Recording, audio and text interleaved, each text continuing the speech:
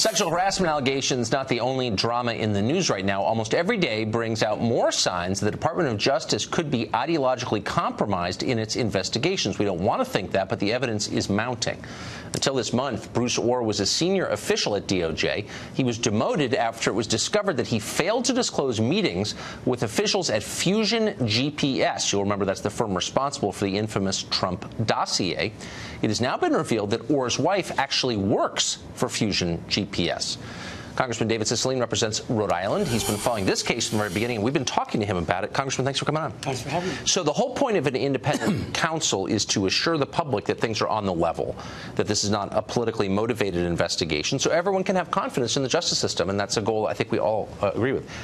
Given that, the daily revelation that people integral to this investigation are partisan shakes the public's faith. Is this a concern for you? Well, I think, first of all, we have to say that there's an ongoing effort by my Republican colleagues to undermine the integrity of this investigation. We saw in the Judiciary Committee last week. Let's start off with the facts.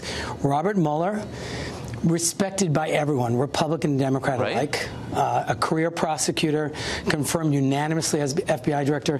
When he was confirmed, we had leading Republicans like McConnell say, I have a lot of confidence in Bob Mueller. I think he was a good choice. Newt Gingrich, Robert Mueller is a superb choice to be special counsel. His reputation is impeccable for honesty and integrity. The media should now calm down. The list goes on and on.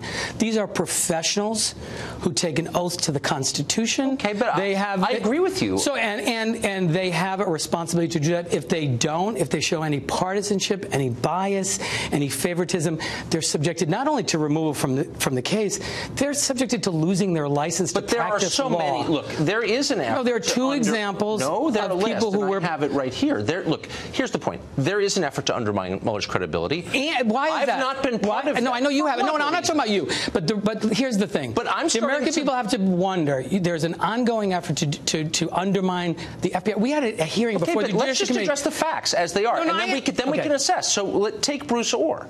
So he's the Associate Deputy Attorney General. He lied about having meetings with Fusion GPS where his wife worked, which is at the very center of this entire case. Tucker, that doesn't rattle you a little bit? Tucker, what I really want to focus on is that when the special counsel learned of both Mr. Orr and Mr. Strotz, they removed them from the case. One of them was demoted, but they were both removed. So I think about Aaron Zebley? But that's evidence. But that's evidence that Robert Mueller is doing his job. I guess protecting the integrity of the investigation. Hold on, wait a second. Can I ask something to Tucker? We've got a whole list of lawyers who work for Mueller who either represented the Clintons personally or gave money to their campaign. Tucker, you know this. If prosecutors all over the country have political views, what they're required to do is set aside their personal beliefs, their ideology, their views on issues, and impartially do their work. Prosecutors do that all over America. I agree with you. However, this is the most politically sensitive case in this generation. And what we ought to be... Jeannie Rhee represented the Clinton Foundation. Of all the lawyers in town, you hire someone who represented the Clinton Foundation for an investigation to Donald Trump? Are you joking? Again, this is a set of extraordinary professionals who risk their lives defending the American people. How has she risked her life? Keeping us safe all over. No, all I'm telling you is... So they're an authority, so we just genuflect before that? I'm not. Do you know anything about this rules in place that prohibit prosecutors or people who work for the FBI to depart from the oath that they took. If they do that, they're subject to removal from the case. They can be sanctioned as well. They can lose their license to practice law. But hold on. If you really care, as you say you do, about the impartiality of this, then respond to Mueller's. Hold on. Mueller has appointed Andrew Weissman, his deputy, in this.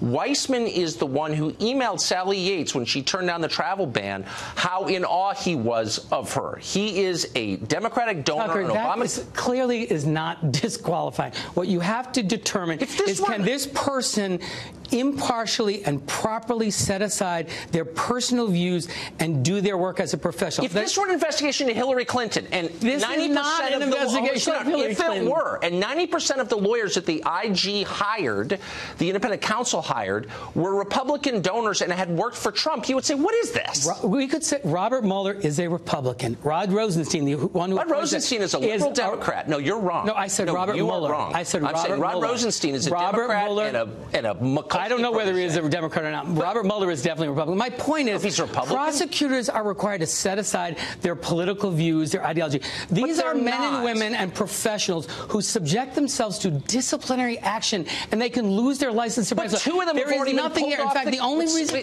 you're filibustering. No, Tucker. The only thing that's changed is Robert Mueller's getting closer to the president.